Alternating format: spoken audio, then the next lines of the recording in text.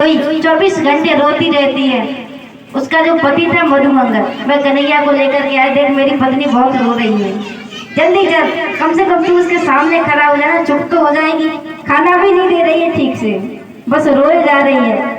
अब मधुमंगल कन्हैया को लेकर के आए और बस गोपी कन्हैया से कहती, कन्हैया इस जन्म में तो मैं तुम्हारे दर्शन नहीं कर पाई, परंतु मैं चाहती हूँ कि जब मेरा जो अगला जन्म होगा उसमें मैं जीवन भर तुम्हारी सेवा करना चाहती हूँ।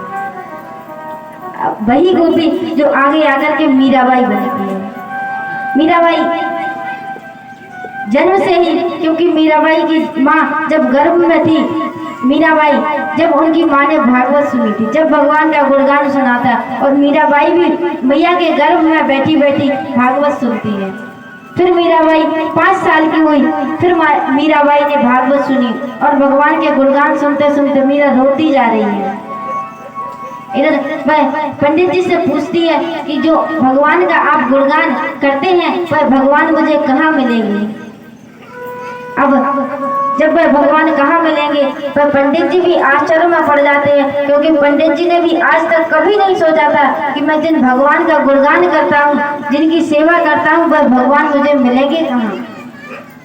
पंडित जी वापस आ जाते हैं, राव दूधा साहब भी, कि जब विदाई हुई वहां से, पंडित जी घोड़े पर विराजमान है, सारा नगर उनकी आगवानी के लिए आगे आगे चल रहा है। पंडित जी घोड़े पर सवार हो चल दिए अपने कान्हा जी की मूर्ति को लेकर के। अब मीरा के जैसे ही कानों में ढोल नगाड़ों की आवाज पड़ी, मीरा दौड़ करके आई और आकर के पास में एक खिड़की थी, उससे झांक करके देखा कि कोई जा रहा है। मीराबाई ने सोचा किसी बारात जा रही होगी। अब जब मीरा ने सोचा कि बारात जा रही है, उसने मीराबाई ने अपनी मैया को बुलाया और कहने लगी, मैया ये जो बाहर इतनी भीड़ लगी हुई है, ये किस बात की है, और ये ढोल नगाड़े किसकी आगवानी में बज रही हैं, और उस पर एक पंडित जी हैं जो घोड़े पर सवार हैं। तो मीराबाई की मैया कहते किसी की शादी हो रही है, किसी का ब्याह हो रहा है। तो मीराबाई कहती, मैया मेरा ब्याह कब होगा और मेरा दूल्हा कौन होगा। मैया किसी काम में व्यस्त थी। मैया ने कह दिया, जो बाबा जी के हाथ में मूर्ति है ना, वही तेरे पति है। अब मीरा अंदर आई और अंदर आकर के बस अंदर आई महल में और भगवान को उस मूर्ति का दर्शन करने लगी। अभी मीराबाई को मूर्ति मिली नहीं है, परंतु फिर भी अंदर आकर के बस अपनी जो चुनरी थी छोटी सी, उसका घूंघट कर लिया, भगवान के सामने शर्मा रही है। सोचती है कि भगवान जो मूर्ति पंडित जी लिए थे वही मेरे पति हैं। आकर के मीराबाई कभी भगवान के सामने शर्माती है, कभी तरह तरह की बाल लीलाएं मीराबाई भगवान के सामने करती है।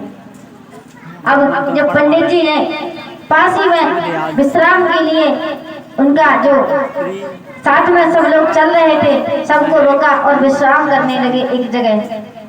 पंडित जी जब विश्राम करने लगे, इधर मीराबाई भगवान की मूर्ति के लिए बड़ी परेशान है, बड़ी आतुर है। अब उन्होंने सोचा पंडित जी तो उस मूर्ति को लेकर के चले गए हैं, अब मेरे पास अपने पति नहीं है। इधर मीराबाई भगवान से मिलने के लिए परेशान है, और जो भगवान है ना गिरधर, वो भी परेशान है कि कब पंडित जी वह मूर्ति देकर के मीरा को आए। इधर पंडित जी सो रहे हैं और सोते सोते भगवान ने सोचा क्या करूं ऐसा कि ये पंडित जी मूर्ति देकर के मीरा को आए, क्योंकि पंडित जी की कथा यहाँ पर विराम हो गई थी और पंडित जी की विदाई भी हो गई थी उस नगर से। अब वापस तो नहीं आएंगे, इसलिए भगवान गिरधर सोचते हैं ऐसा क्या करूं जो पंडित जी मीराबाई को मूर्ति दे रहे। अब भगवान पंडित जी सो रहे हैं और भगवान ने रात में दर्शन दिए कि अब तुमने अपनी खूब पूजा कर ली।